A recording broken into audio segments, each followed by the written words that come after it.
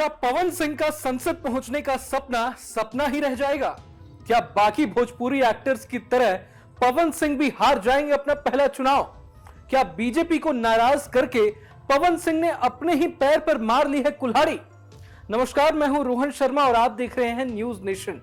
Bhojpuri star Pawan Singh के चलते बिहार की काराकाट सीट लगातार चर्चा में बनी हुई है। काराकाट में पवन सिंह की लड़ाई एनडीए कैंडिडेट उपेंद्र कुशवाहा से है। आसनसोल से बीजेपी का टिकट वापस करने के बाद पवन सिंह निर्दलीय चुनाव लड़ रहे हैं। अब एक तरफ जहां भोजपुरी सिंगर को बीजेपी की नाराजगी का सामना करना पड़ रहा है, खुद पीएम मोदी, गृह मंत्री अमित शाह से लेकर बीजेपी के तमाम नेता उपेंद्र कुशवाहा के लिए अपनी पूरी ताकत झोंक चुके हैं। ऐसा भी कहा जा रहा है कि बीजेपी ने काराकाट को अपनी नाक का सवाल बना डाला है। तो वहीं दूसरी तरफ पवन सिंह को लेकर एक दावा ऐसा भी किया जा रहा है जो भोजपुरी सिंगर के लिए सबसे बड़ा सिरदर्द बन गया है। बॉलीवुड से लेकर भोजपुरी फिल्म स्टार्स का चुनाव लड़ना कोई नई बात नहीं है।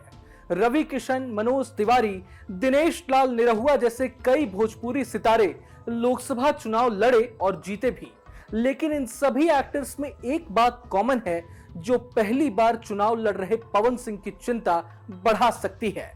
अगर सिलसिलेवार ढंग से देखें तो सबसे पहले भोजपुरी एक्टर मनोज तिवारी ने 2009 में अपना पहला लोकसभा चुनाव लड़ा था।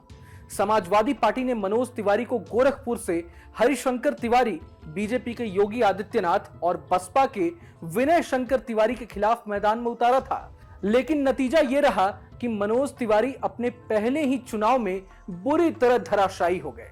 हालांकि मनोज तिवारी बाद में 2013 में बीजेपी में शामिल हो गए और 2014 में अपना पहला लोकसभा चुनाव लड़ा और बदलाव की लहर में जीत भी हासिल की। भोजपुरी एक्टर से नेता बने रवि किशन ने भी अपना पहला लोकसभा चुनाव कांग्रेस के टिकट पर जौनपुर से लड़ा था।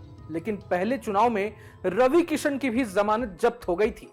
फरवरी 2017 में रवि किशन बीजेपी में शामिल हो गए और 2019 में अपना पहला लोकसभा चुनाव गोरखपुर से लड़ा। आखिरकार रवि किशन भी अपने दूसरे चुनाव में जीतकर संसद पहुंचने में सफल रहे। ठीक इसी तरह निरहुआ के नाम से मशहूर भोजपुरी स्टार दिनेश लाल यादव ने भी 2019 में अपना पहला लोकसभा चुनाव लड़ा था। लेकिन सपा प्रमुख अखिलेश यादव ने उन्हें 2.5 लाख वोटों से हरा दिया था।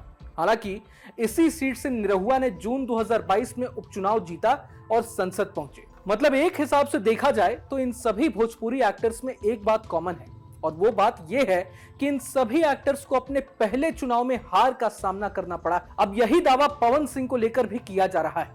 कहा तो यह जा रहा है कि पवन सिंह भी बाकी भोजपुरी स्टार्स की तरह अपना पहला चुनाव हार जाएंगे। हालांकि इस दावे में कितना दम है ये तो नहीं कहा जा सकता, लेकिन ग्राउंड जीरो पर पवन सिंह की चुनौतियां जरूर बढ़ती नजर आ रही हैं। अब तो काराकाट में एआईएमआईएम चीफ असदुद्दीन ओवैसी ने भी सभा करके चुनावी जंग को 4 कोनों में बांट दिया है। ओवैसी की पार्टी की उम्मीदवार प्रियंका चौधरी के पक्ष में अति पिछड़ा और मुस्लिम समुदाय के जुटान के बाद उपेंद्र कुशवाहा की राह आसान हो गई है। बहरहाल काराकाट का किंग कौन बनेगा ये तो 1 जून को वोटिंग में तय हो जाएगा। अगर आपको ये वीडियो पसंद आए तो लाइक करें और चैनल को सब्सक्राइब करें। वहीं तमाम बड़ी खबरों के लिए देखते रहें न्यूज नेशन।